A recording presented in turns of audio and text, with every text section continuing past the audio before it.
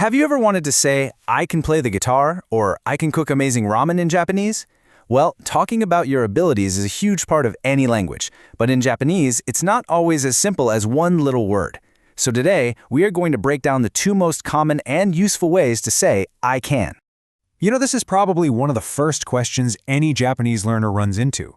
How do you actually talk about your skills, whether you're a pro gamer or you can just, wiggle your ears? You need a way to express that. And in Japanese, there are a couple of really key ways to do it.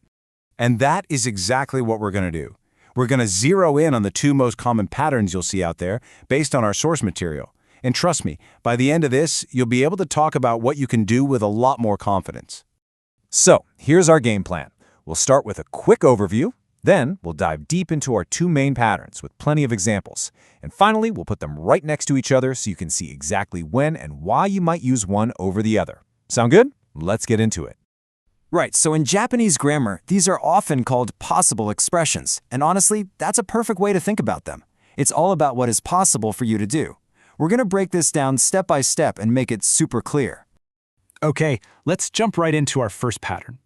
This is probably the most direct way to say I can, and it's all about focusing on the thing you can do, the noun. The formula is pretty simple, right? It's just a noun followed by the particle ga and then the verb to cure. Now, most of the time you'll want to use the polite form, which is dekimasu. Think of that as your go-to for pretty much any normal conversation. So here is our first big example, straight from our source material. Watashi wa eigo ga dekimasu. Watashi wa eigo ga dekimasu. This means, I can speak English. But let's look a little closer at how this sentence is actually built. All right, let's pull this apart. We've got watashi, I, followed by the topic marker, wa.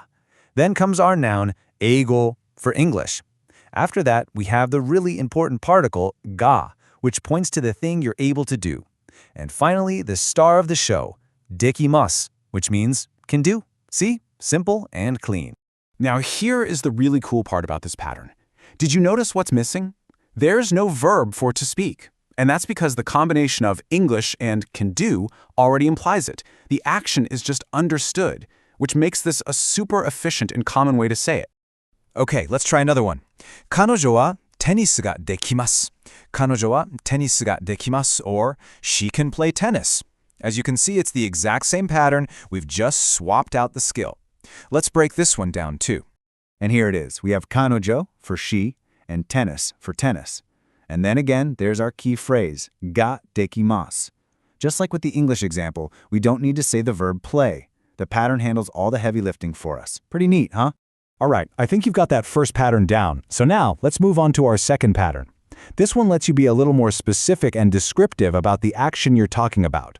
So this formula has a few more moving parts, but it's totally manageable. We start with a verb, just its regular dictionary form, then we add the word koto, and finish it off with our good old friend ga dekimasu. Now, koto does a little bit of grammar magic here. It basically turns the verb into a noun. So speak becomes the act of speaking. It's a really cool trick that lets you be more specific. Let's go back to our first example, but this time using our new pattern. Watashi wa eigo o hanasu koto ga dekimasu. Watashi wa eigo o hanasu koto ga dekimasu. It still means I can speak English, but can you see the difference? We've now specifically included the verb hanasu, to speak.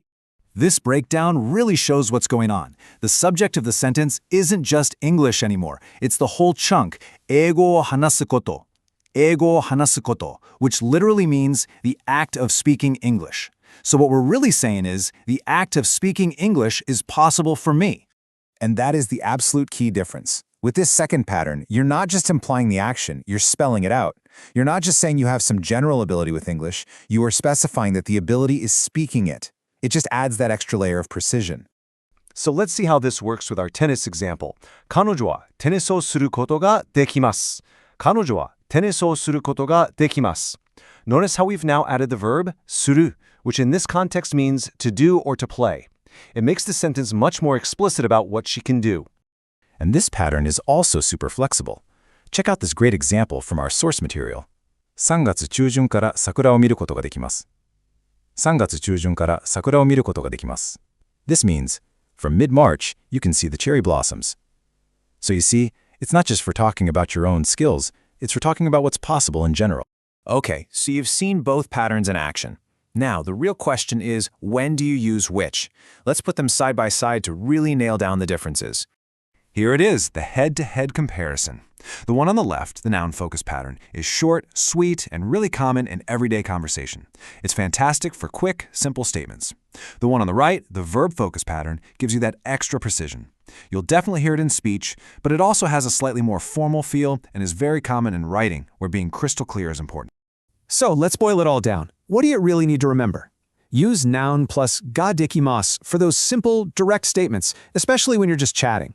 Use verb plus koto ga dekimasu when you want to be more specific or maybe sound a little more formal. And the most important thing is that they are both perfectly correct. It really just comes down to what you want to emphasize. And hey, before we finish up, let's take a quick look at our hero verb for the day, dekiru. It is incredibly versatile, and knowing a few of its other forms will really help level up your Japanese. See, this one verb, dekiru, can change to express all sorts of things. If you want to say you cannot do something, you'd use dekinai. To say you could do it in the past, you'd say dikta.